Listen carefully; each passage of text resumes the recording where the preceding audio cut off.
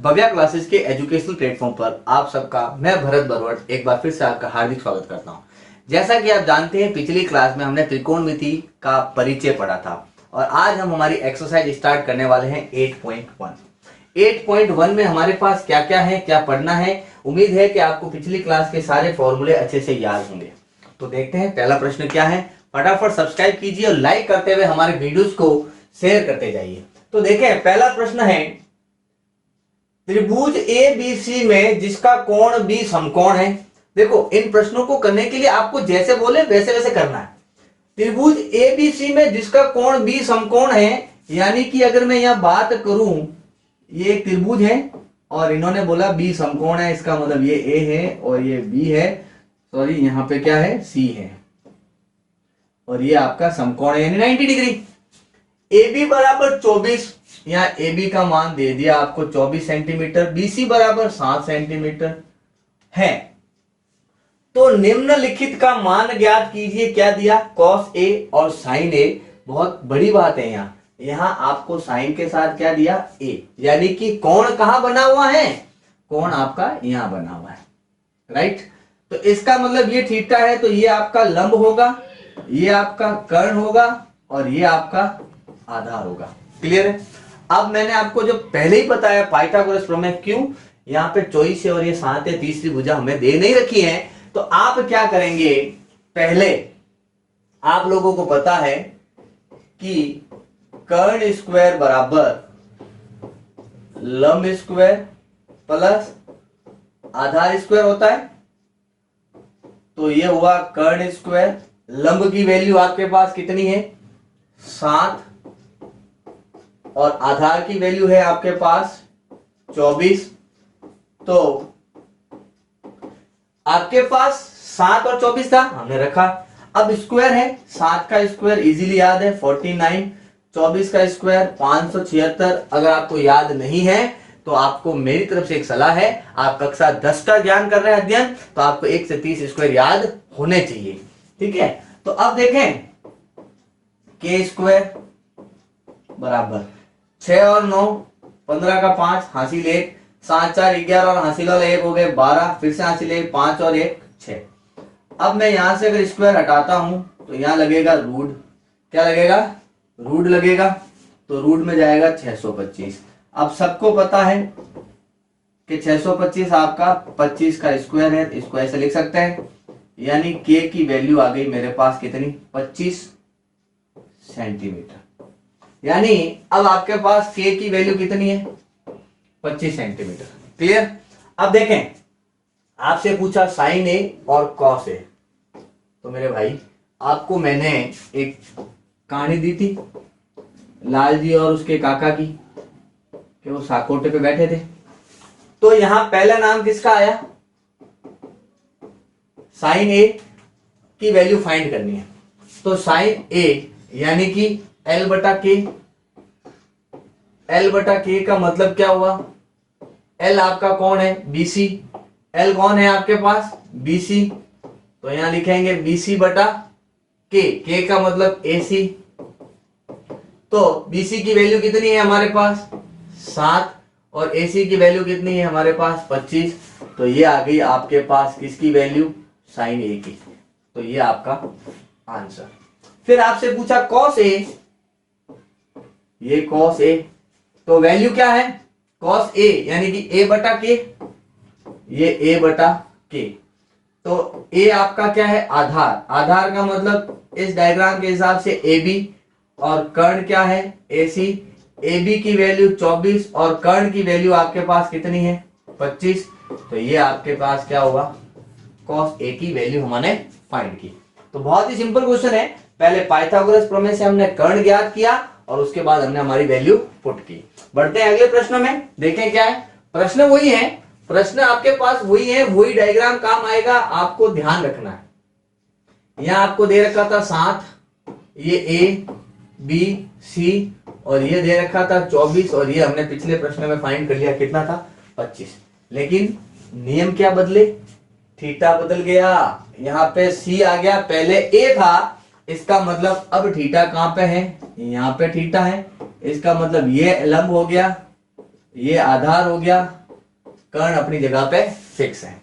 तो मैं बात करूं साइन सी की, तो साकोटे याद रखें, लाल जी का साकोटे।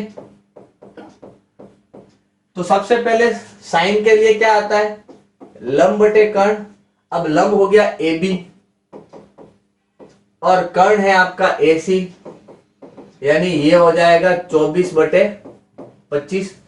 फिर अगर बात करूं मैं कॉस सी की, कॉस सी की किसकी बात, कॉस सी की, तो वो होती है ए बटा के और आधार है इसके अंदर आपके पास बी सी और कर्ण आपके पास ए सी यानी कि 7/25। ये आपके दूसरे प्रश्न का उत्तर हो जाएगा।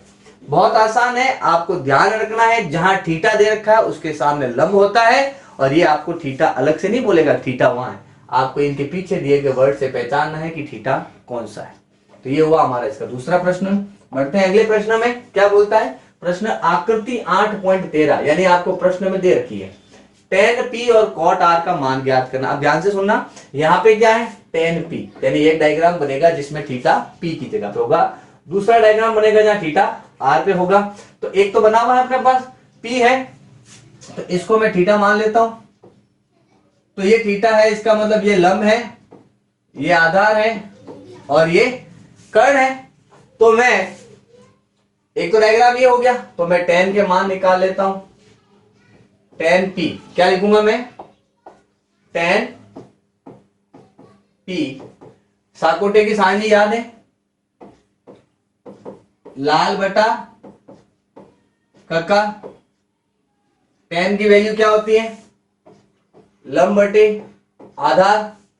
लंब हमारे पास क्या है क्यू आर, लंब आपके पास क्या है क्यू आर और आधार क्या है आपके पास पी क्यू।